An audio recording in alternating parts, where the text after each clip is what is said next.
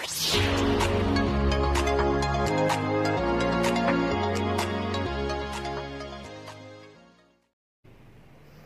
guys! Welcome to my channel. Dahil balik trabaho na tayo ngayong araw, magbibigay tayo ng mga ilang tips at mga tricks patungkol sa pag-repair ng mga electronics appliances na madalas nating nakikita at ginagamit sa ating mga tahanan. At ang una po nating gagawa ng video ay ito.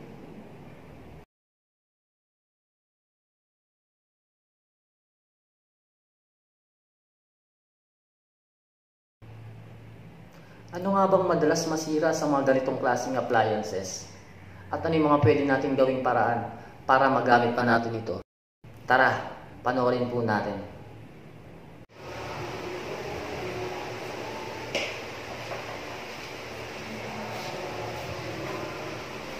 At ang una nating gagawin ay kakalasin natin ito. Gugugol tayo dito ng mga ilang minuto.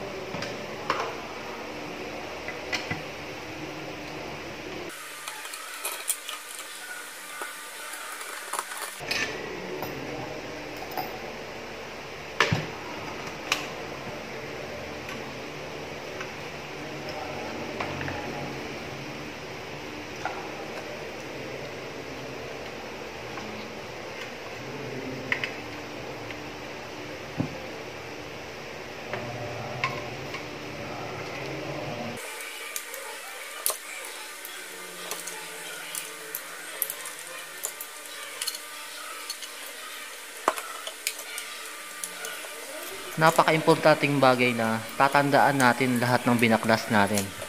Mas maigi na picture natin para kung sakaling makalimutan natin, meron tayong babalikang palatandaan.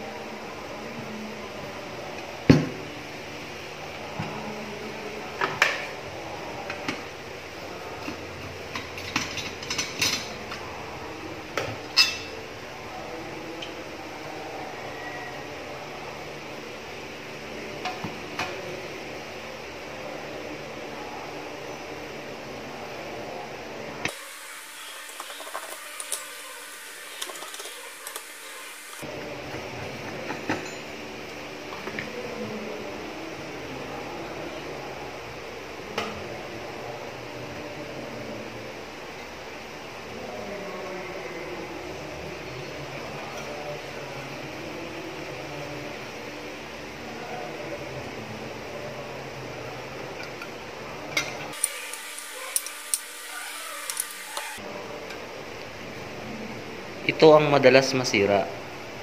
Ang tawag po dyan ay thermal fuse.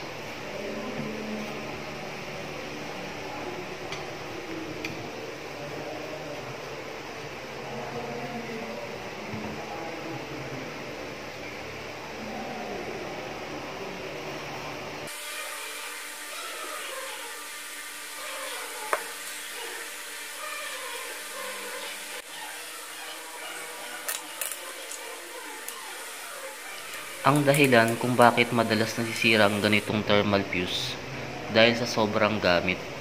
Kaya dapat ang paggamit natin sa ganitong klaseng appliances ay may limit din. Ngayon, nalalaman na natin na ang madalas nasisira sa ganitong klaseng appliances ay ang thermal fuse. Ano ba yung pwede nating gawin kahit wala tayong ganyang klaseng pyesa? Ano yung pwede nating gawin tricks para magamit pa natin ulit?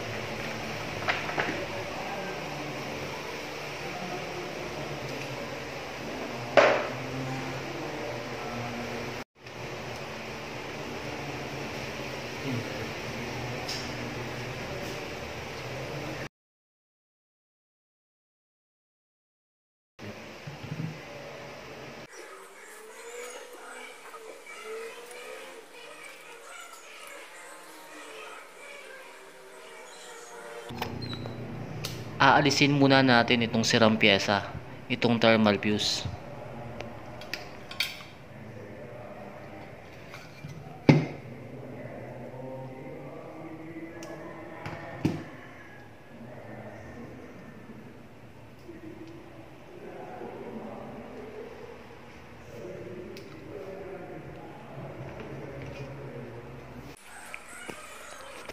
Mas maganda kung lilinisin na rin natin. Tatanggalin natin yung mga alikabok at mga dumi. Dahil isa rin yan sa mga dahilan kung bakit ang mga kagamitan o electronics appliances ay madalas nasisira.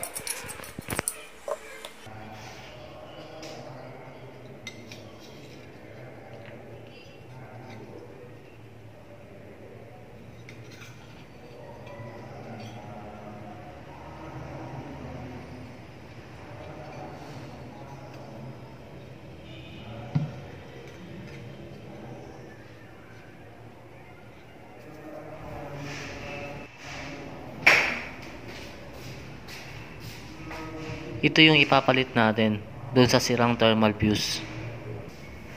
Kailangan kaparehas nung kapal nung thermal fuse ang ilalagay nating wire. Ito yung tricks para magamit pa natin. Pero syempre mas maganda kung papalitan natin kung ano talaga yung sirang pyesa.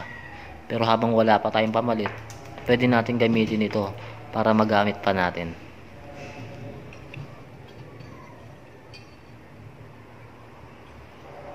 Ikakabit natin itong wire na to doon sa pinagtanggalan ng thermal fuse.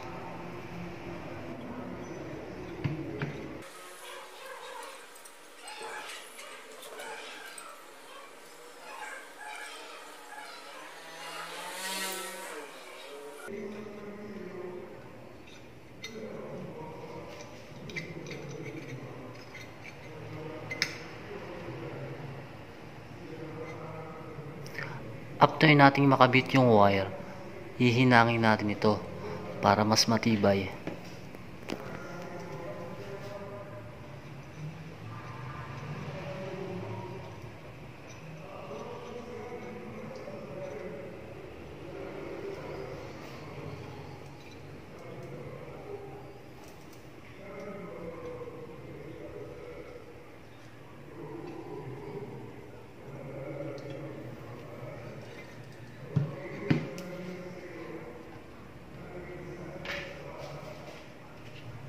After nating mahinangan yung wire, make sure na may cover yung pinaghinangang wire.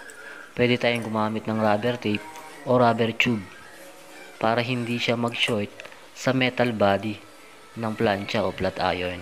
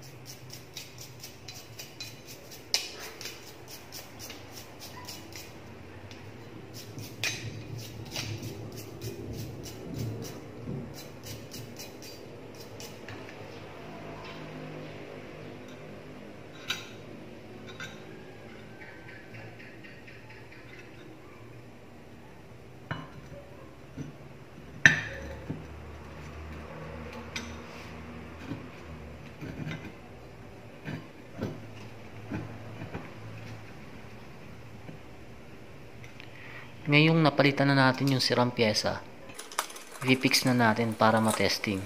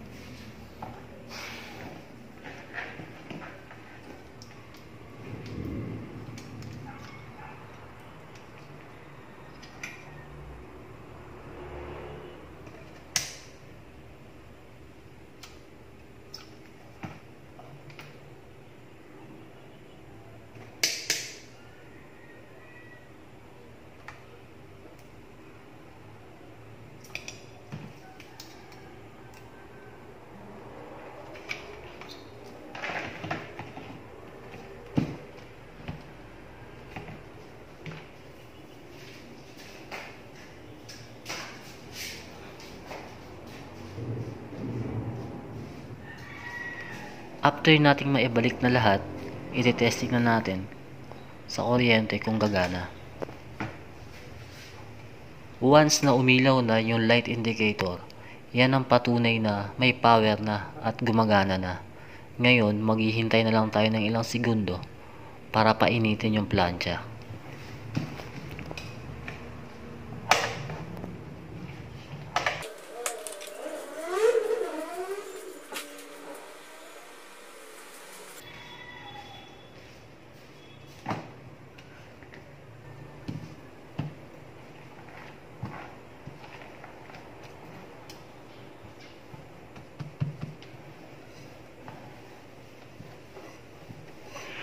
Ngayong uminit na, pwede mo nang tulungan si ina para mamalansya.